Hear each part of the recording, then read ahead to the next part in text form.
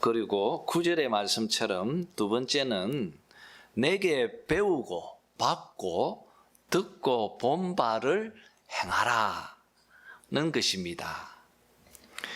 자, 그리고 바울은 10절에서부터 에바브로디도가 가지고 온 이 빌립보 교회의 이 물질적인 도움, 이 헌금이죠. 헌물들을 감사의 마음으로 자신의 기쁨을 전하고 있는 것을 보았습니다. 특별히 바울은 빌립보 교회의 이 도움이 그들에게 이렇게 직접 감사함을 표현하지 않습니다. 너희들에게 내가 감사하노라 이렇게 말하지 않습니다. 그런 표현이 오늘 본문에 나타나지 않습니다. 오히려 이 책에 감사하다는 표현은 우리가 앞에서 보았던 이 1장 3절에 보면 하나님께 감사한다고 말하고 있으면서 바울이 참 이 빌립보 교인들이 정말 극심한 가난 가운데에서 헌신한 이 헌금과 물질들은 그들과 함께 하고 있는 하나님께서 하신 것이다. 하나님께서 행하신 것입니다. 이것을 좀 강조하려고 하는 것 같습니다.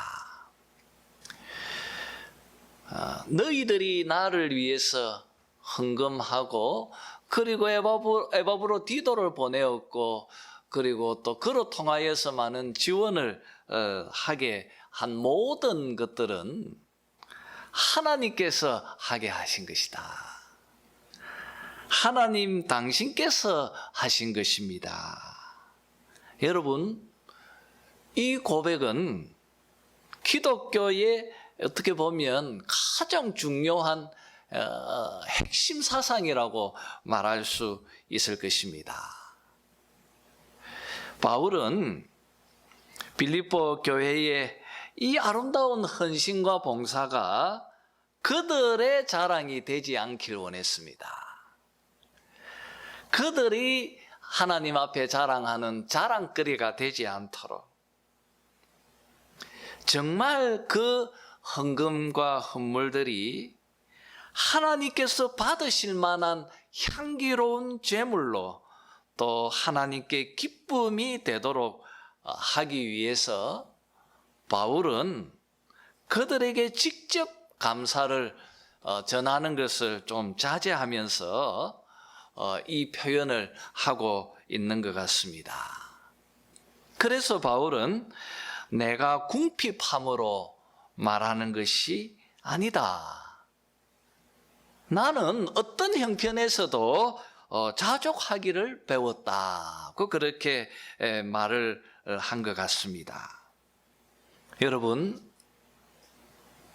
빌립보 교회 배후에서 역사하신 하나님께서 바울을 위해서 도움의 손길을 주시지 아니해도 나는 하나님으로부터 많은 연단과 훈련으로 인내하고 그 환경 속에서 자족할 수 있는 일체의 비결을 내가 배웠노라. 내게 능력 주시는 자 안에서 내가 모든 것을 할 수 있느니라. 이렇게 말하고 있는 것을 우리가 앞에서 보았습니다.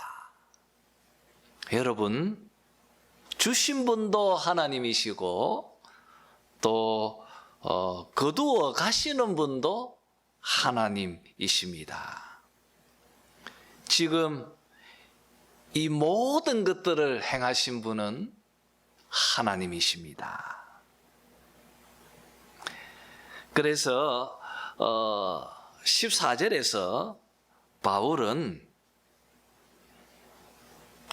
이 빌립보 교인들이 하나님의 선한 뜻에 순종해서 이렇게 귀한 헌금과 도움을 하게 한 그 하나님께 감사할 뿐 아니라 또 너희 교회를 향하여서 바울은 이렇게 말합니다. 잘하였도다. 잘하였도다. 이렇게 칭찬하고 있습니다. 너희가 내 괴로움에 함께 참여하였으니 잘하였도다. 너희들의 그 도움들이 정말 나에게 큰 도움이 되는 것이니까 정말 너희들은 잘하였도다. 바울이 빌립보 교회를 향하여서 갖는 그 참 배려하는 또 고마워하는 마음을 우리가 여기서 보게 되어집니다. 자, 그러면서 바울은 15절에서부터 그들이 자기를 위해서 구체적으로 어떻게 바울을 도우면서 이 빌립보 교인들이 바울을 얼마나 각별하게 생각을 했는지를 바울은 회상해 가면서 바울의 그 고마운 마음을 계속 표현하고 있습니다. 15절에 보니까 빌립보 사람들아 너희도 알거니와 복음의 시초에 내가 마케도냐를 떠날 때에 주고받는 내 일에 참여한 교회는 너희 외에는 없었느니라. 내가 마게도냐를 떠날 때 너희들이 내 일에 함께 참여하면서 나를 도왔다. 그렇게 도운 일이 무엇인지 또 16절에서 밝히죠. 데살로니가에 있을 때에도 너희가 한 번뿐 아니라 두 번이나 나의 쓸 것을 보내었도다. 바울이 이 사도행전 16장에 있는 말씀처럼 빌립보 지역에서 복음을 전하고 교회를 세우고 그리고 옆에 있는 이 데살로니가 또 이 지역으로 가서 그곳에서 또 바울은 밤에 또 도망가는 일이 일어났습니다. 이런 과정 속에서 계속 빌립보 교회는 바울을 지원했고요. 그리고 마게도냐 이 지역을 떠날 때에 또 빌립보 교회가 바울을 도와왔다고 말하고 있습니다. 여러분, 이렇게 우리는 바울과 빌립보 교회에 정말 깊은 친밀감과 신뢰감을 우리가 여기서 엿보게 됩니다. 그래서 빌립보서의 특별한 점은 바울이 이 책을 기록할 때 자기가 사도라고 하는 표현을 쓰지 않습니다. 다른 서신들은 다 그리스도로부터 사도로 부름을 받은 나 바울이 사도를 항상 밝힙니다. 근데 빌립보서는 없습니다, 그게. 왜냐하면 그럴 이유가 없었기 때문입니다. 너무 서로 신뢰했기 때문이죠. 이런 빌립보 교회와 바울의 깊은 신뢰와 교제를 우리가 여기서 보게 되어집니다. 여러분, 고린도후서 5장 1절에서 5절을 보면 마케도니아 교회들, 이 데살로니가나 또 이 빌립보, 이 교회들은 극심한 가난에 있었다고 말하고 있습니다. 그 도시 자체는 부유한 도시였지만 거기에서 예수를 믿은 이 빌립보 교회는 극한 가난 가운데 있었다고 말하고 있습니다. 그런 그들이 계속해서 바울을 도왔고, 그리고 지금 로마 감옥에 있을 때 또 이렇게 바울을 지원하고 있는 것입니다. 얼마나 귀한 헌신입니까? 또 얼마나 아름다운 섬김입니까? 빌립보 교회의 가난을 너무나 잘 알고 있었던 바울은 그들이 전달하는 그 귀한 물질을 받는 것이 무엇을 의미하는 것인지를 그는 너무나 잘 알고 있었습니다. 그래서 바울은 17절에서 그의 이런 마음을 이렇게 표현합니다.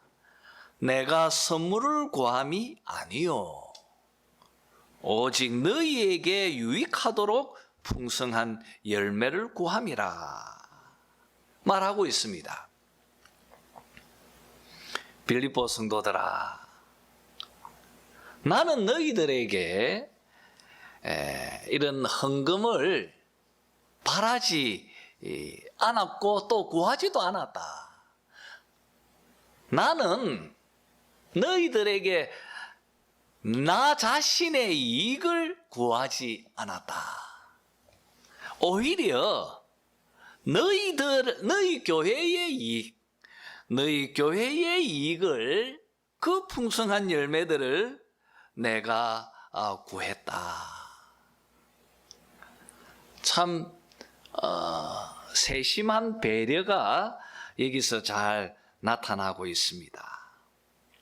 그리고 18절에서 바울은 이렇게 말합니다. 에바브로디도 편에 너희들이 나에게 주었던 그 모든 것들을 내가 잘 받았다. 그래서 이제 나는 모든 것이 다 있다. 그리고 나는 굉장히 풍부하다. 에바브로디도를 통하여서 정말 너무나 나에게 필요했던 모든 것들이 다 풍부하게 주어졌다. 이렇게 바울은 그 고마움을 표현합니다. 그러면서 바울은 이렇게 말합니다. 너희들이 나에게 주었던 이 모든 것들 하나님께서 받으실 만한 향기로운 제물이요 하나님을 기쁘시게 한 것이다. 너희의 섬김과 봉사가 나 자신을 위한 것이 아니라 하나님께 헌신한 것이라고 나는 그렇게 생각한다. 하나님께서 너희들이 드리는 그 제물을 기쁨으로 받으셨다. 사도로서 바울은 이렇게 확증을 하고 있습니다. 그러면서 바울은 19절에서 빌립보 교회를 향한 이 축복의 기원으로 이 내용을 정리합니다.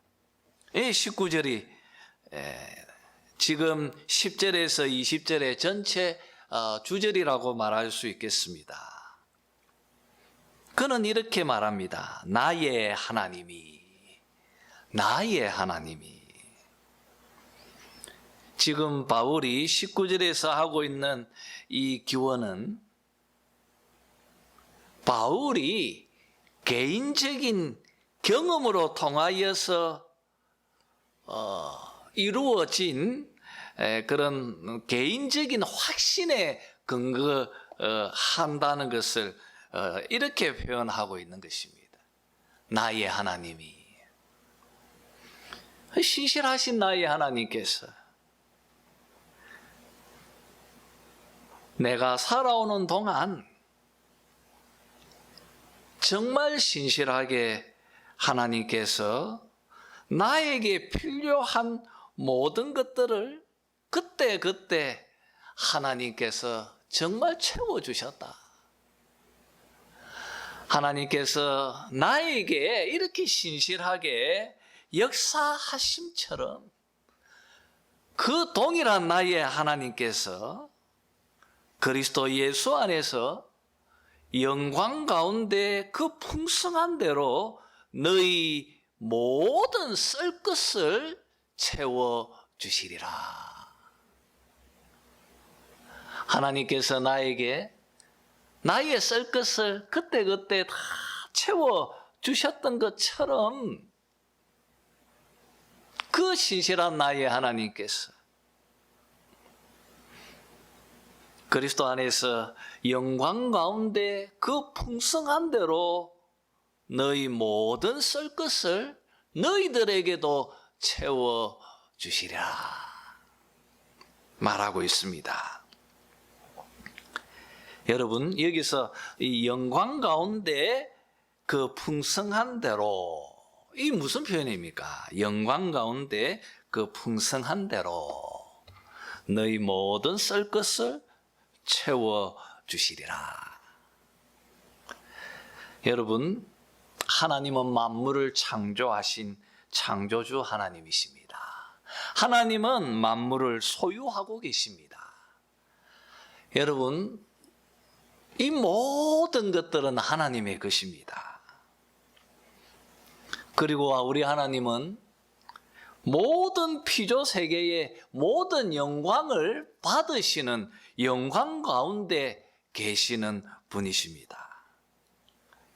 세상의 모든 것들을 자기 권리와 자기 뜻대로 마음껏 사용하실 수 있는 그 하나님께서 그분의 그 풍성함으로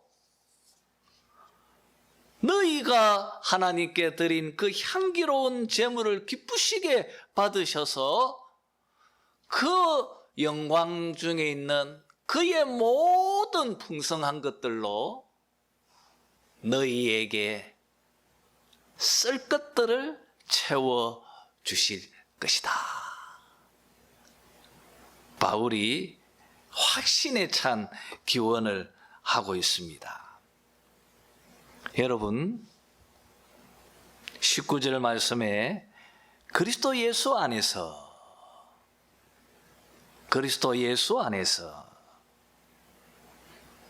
그리스도 안에 거하여 있는 모든 성도들에게 이 약속의 말씀은 유효한 줄 믿습니다. 이 말씀은 빌립보 교인들에게 주신 말씀일 뿐 아니라 또 이 말씀은 지금 그리스도 안에서 살고 있는 여러분들에게 주고 있는 말씀입니다. 영광 가운데 그 풍성한 대로 만물의 모든 것들을 소유하고 계시는 그분께서 여러분에게 그 풍성한 대로 여러분의 필요한 것들을 채워주고 계시는 줄 확신합니다. 그렇게 믿습니다, 여러분. 예수님께서 산상설교를 통하여서 주신 말씀처럼 하나님은 우리의 아버지이십니다. 하늘 아버지 되십니다. 육신의 아버지가 자기의 자녀들을 책임져 주는 것처럼 하늘의 아버지께서도 그리스도 안에 거해 있는 여러분들을 책임져 주고 계십니다. 이것을 믿으시기를 바랍니다. 바울이 자신의 삶 속에서 경험했던 그 나의 하나님, 그 나의 하나님이 바로 여러분의 하나님이신 줄 믿습니다. 무엇을 먹을까? 무엇을 마실까? 무엇을 입을까? 하지 말라. 이는 다 이방인들이 구하는 것이라. 너희 하늘 아버지께서 이 모든 것이 너희에게 있어야 할 줄 아시느니라. 염려하지 마십시오. 여러분, 이 약속은 예수님의 확증일 뿐 아니라 또 사도 바울의 확증이기도 한 것입니다. 하나님께서 여러분을 책임져 주실 줄 믿습니다. 자, 이렇게 말하고 서신의 내용을 끝맺고 이제 바울은 마지막 문안 인사로 이 서신을 끝내고 있습니다. 여러분, 보통 마지막 문안 인사는 이 헬라인들이 로마인들이 자주 했던 그 당시 표현은 강건하라, 건강하게 잘 지내라, 이런 표현이죠. 강건하라는 것이 그 당시 마지막 서신의 문안 인사였는데 바울은 그렇게 하질 않습니다. 바울은 자신의 서신들의 대부분의 끝을 23절에 있는 이 말씀으로 끝을 맺습니다. 한번 같이 읽어볼까요? 23절입니다. 시작. 주 예수 그리스도의 은혜가 너희 심령에 있을지어다. 원문에 보면 주 예수 그리스도의 은혜가 너희와 함께, 이렇게 되어져 있습니다. 주 예수 그리스도의 은혜가 너희와 함께. 여러분, 바울은 그의 서신의 마지막을 은혜로 끝을 냈습니다. 우리는 빌립보서 1장 제가 첫 설교를 할 때 이 은혜에 대해서 면밀히 말씀을 드렸습니다.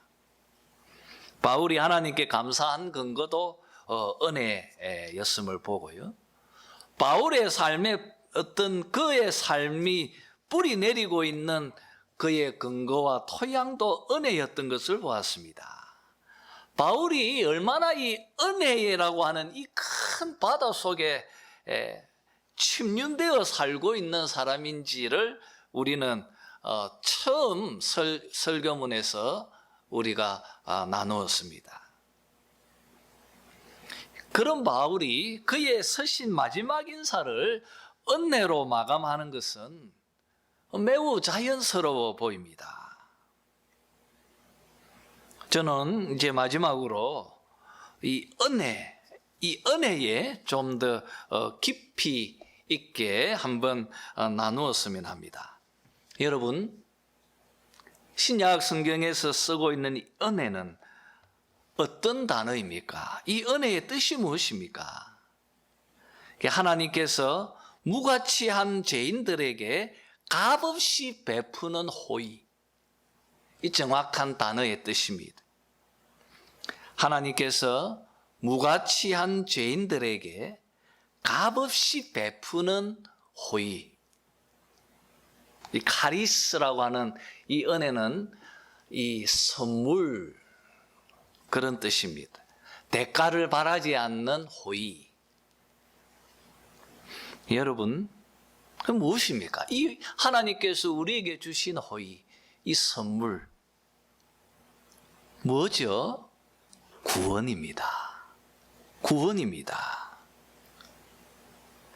그래서 이 은혜는 구원에 근거하고 있는 단어이기 때문에, 그래서 바울은 이 호의를 예수 그리스도를 통하여서 죄인들에게 주어지는 것이기 때문에 이 은혜를 주 예수 그리스도의 은혜라고 말하고 있는 것입니다.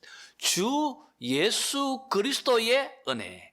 하나님께서 우리에게 은혜를 베풀어 주셨습니다. 하나님이 우리에게 엄청나게 우리가 감당할 수 없는 호의와 선물을 우리에게 베풀어 주셨습니다. 누구로 통하였어요? 예수 그리스도를 통하여 우리에게 주셨습니다.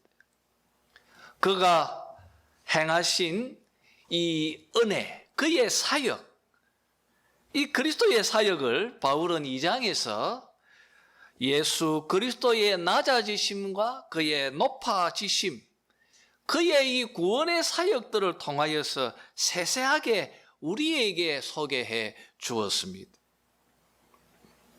여러분, 하나님께서 그리스도로 통하여 우리에게 베풀어 주신 이 은혜는 너무나 엄청난 놀라운 은혜였습니다. Amazing grace.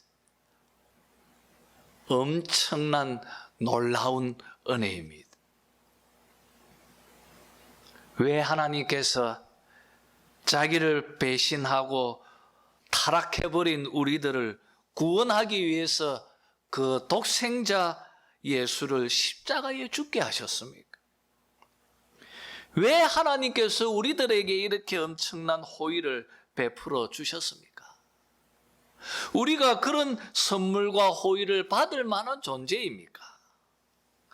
우리가 그 구원을 받을 만한 일이나 공로가 우리에게 있습니까? 없지 않습니까? 그런데 왜 하나님께서 이 엄청난 은혜를 우리에게 주신 것입니까? 왜 그렇습니까? 그분의 사랑 때문입니다. 그분이 우리를 사랑하셨기 때문입니다. 에베소서 1장에 잘 소개하고 있는 것처럼 창세전부터 우리를 먼저 택하시고 우리를 구원 주시기로 은혜 베푸시기로 작정하신 그분의 그 기쁘신 뜻과 그분의 그 큰 사랑 때문이었다고 바울은 증언하고 있습니다.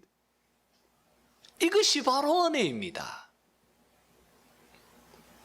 지금 빌립보 교회 안에서 이 편지를 함께 모여 낭독하고 있을 때 이 편지를 읽고 있는 유럽 지역의 최초로 복음을 믿었던 자주장사 루디아도 이 자리에 있었을 것입니다.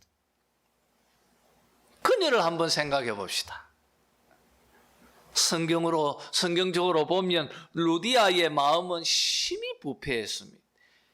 그는 정말 악했습니다. 그래서 루디아는 하나님을 찾지도 않았고 하나님 앞에 등을 돌리고 있었습니다. 그런데 이런 루디아에게 하나님께서 은혜를 베풀어 주셨습니다. 하나님은 루디아를 위해서 당신의 유일한 독생자이신 예수 그리스도를 보내어 주셔서 그 아들을 루디아를 위해서 십자가에서 그 지옥의 고통을 겪게 하셨습니다. 여러분, 이것은 루디아뿐 아니라 지금 바로 나와 여러분들 모두를 그 지옥의 고통 가운데에서 건져 주시기 위해서 주님께서 대신 십자가에서 이 엄부의 죽음과 고통을 겪어 주신 것입니다. 바울은 빌립보 교회가 자기 자신처럼 이 은혜에 항상 머물러 살기를 원했습니다. 그래서 주 예수 그리스도의 은혜가 너희와 함께 마지막 인사를 끝맺고 있는 것입니다. 여러분 한번 생각해 보십시오. 빌립보 교회 속에서 무엇이 필요합니까? 이 교회 안에 우리 앞에서 보았던 것처럼 많은 문제가 있습니다. 이기심이 있었고요. 다툼이 있었고요. 허영심이 있었습니다. 율법주의자들이 가르치는 그 공로주의가 있었고 그들이 일으키는 시기와 원망이 있었습니다. 이런 가운데 어떻게 성도들은 그리스도 안에서 참된 일치를, 하나됨을, 연합을 이룰 수 있습니까? 21절, 22절 말씀처럼 형제들 서로 모두가 무난하면서 모두가 다 사랑 안에서 하나를 실현하고 구현해 나갈 수 있습니까? 어떻게 하면? 바로 바울은 은혜로 지금 말하고 있습니다. 너희들이 이 은혜에 젖어 살면 교회 안의 모든 문제들이 해결되어진다고 그렇게 바울은 말하는 것 같습니다.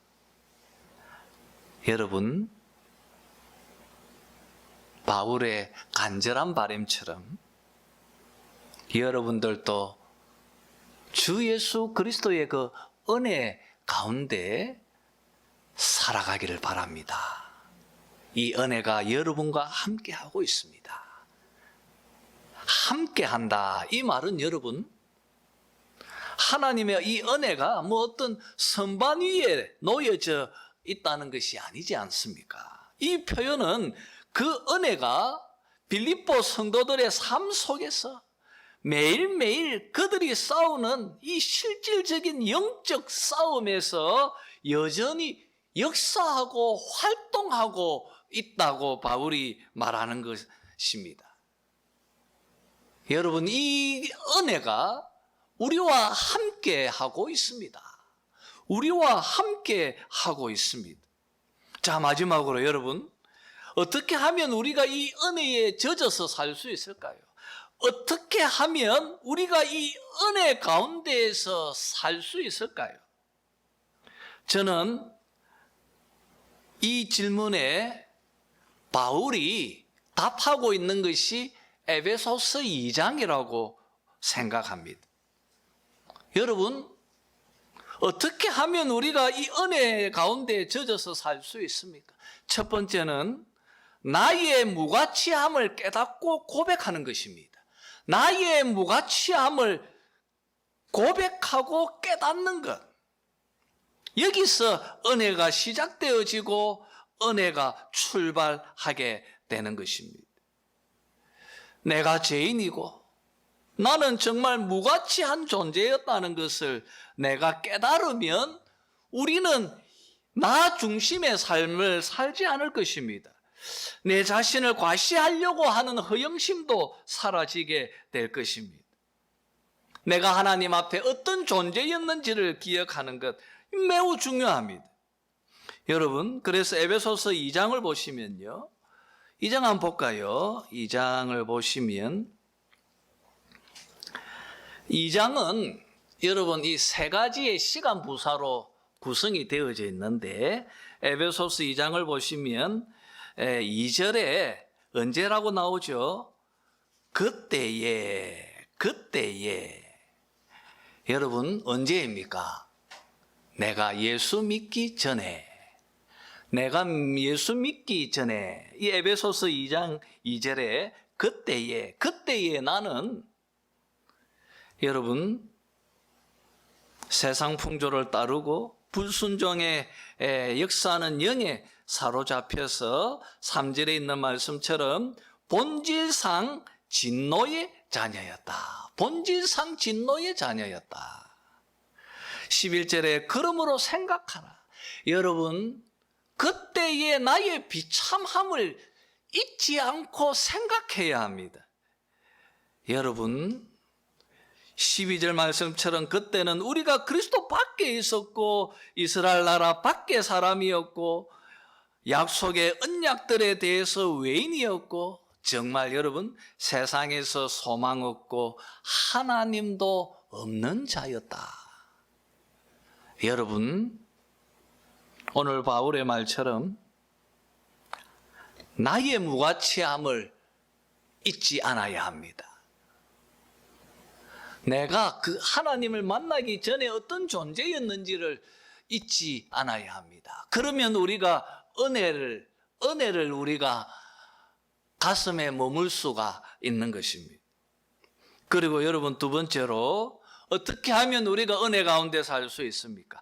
바로 예수 그리스도의 속죄의 피, 그가 속죄의 피를 흘리신 바로 그 십자가를 잊지 않는 것입니다.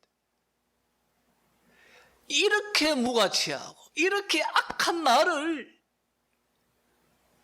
대신 십자가에서 속죄의 피를 흘리신 예수 그리스도의 십자가를 잊지 않는 것입니다. 그럴 때 우리는 은혜 가운데 머물 수가 있는 것입니다. 여러분, 이 바로 그리스도의 속죄의 피가 죄인된 우리와 하나님 관계를 회복시키고 화목케 하는 것이고요. 성도들 사이에 벽을 허물고 그리고 서로가 서로 하나가 되는 화해케 되는 근원이 된다고 바울은 말하고 있습니다. 그리스도의 피가. 그래서 여러분 13절에 이제는 언제입니까? 내가 예수를 믿고 난 이제는 전에 있던 멀리 있던 너희가 그리스도 안에서 그리스도의 피로 가까워졌느니라. 그는 우리의 화평이신지라. 그 피로 우리가 하나님과 화평케 되어졌고 그 피로 둘로 하나 만들고 원수된 것, 그 중간에 막힌 담을 자기의 육체로 하셨다. 피로 새 사람을 지어서 우리를 화평케 하고 16절의 말씀처럼 십자가로 이 둘을 한 몸으로 하나님과 화목케 되어지고 원수된 모든 것들을 소멸케 하시고 먼데 있는 너희 가운데 평안을 전하여서 우리 가운데 참된 하나됨을 얻게 하셨다. 여러분, 은혜야 가운데 살아가는 방법, 첫 번째는 무엇이라고 했습니까? 나의 무가치함을 고백하는 것이고요. 두 번째는 무엇입니까? 속죄의 피를 흘리신 십자가를 항상 마음에 품고 사는 것입니다. 그리고 마지막으로 여러분, 우리가 이 은혜 가운데 살아가는 방법은 사명을 잊지 않는 것입니다. 사명을 잊지 않고 살아가는 것입니다. 여러분, 이렇게 무가치한 우리를 그리스도의 피로 구원해 주셨습니다. 여러분, 어떻게 하면 그분께 감사하며 살 수 있겠습니까? 어떻게 하면 이 감사함을 내 삶에 드러내 보일 수 있습니까? 이 사명이죠.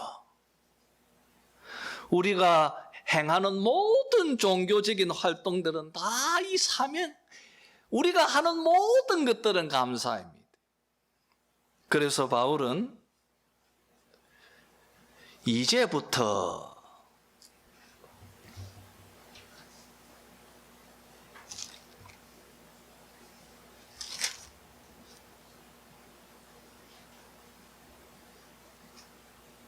예, 19절이죠. 이제부터 이렇게 말합니다. 이제부터. 여러분, 하나님 권속으로 우리가 서로 하나가 되어서 성령 안에서 하나님이 거하실 것처럼 그리스도 안에서 함께 이 아름다운 성전을 지어 가느니라. 우리는 이 부분을 빌립보서 3장에서 충분히 다루었습니다. 표대를 향하여서 열심히 다름질하면서 하나님 앞에서 이 아름다운 성전을 함께 지어가는 것. 여러분, 우리가 이 사명에 헌신하고 살고 있을 때 우리는 이 은혜 안에서 살게 되는 것입니다. 사랑하는 성도 여러분, 나의 무가치함을 깨닫고 그리고 그런 나를 구원하시기 위해서 십자가에서 피를 흘리신 그분의 십자가를 가슴에 품고 그분을 위해서 감사하고 살겠다고 다짐하는, 그래서 지금도 열심히 표대를 향하여 다름질하는 그런 여러분들이 다 되시기를 그 은혜 가운데 살아가는 우리 성도님들이 다 되시기를 주님의 이름으로 축원합니다.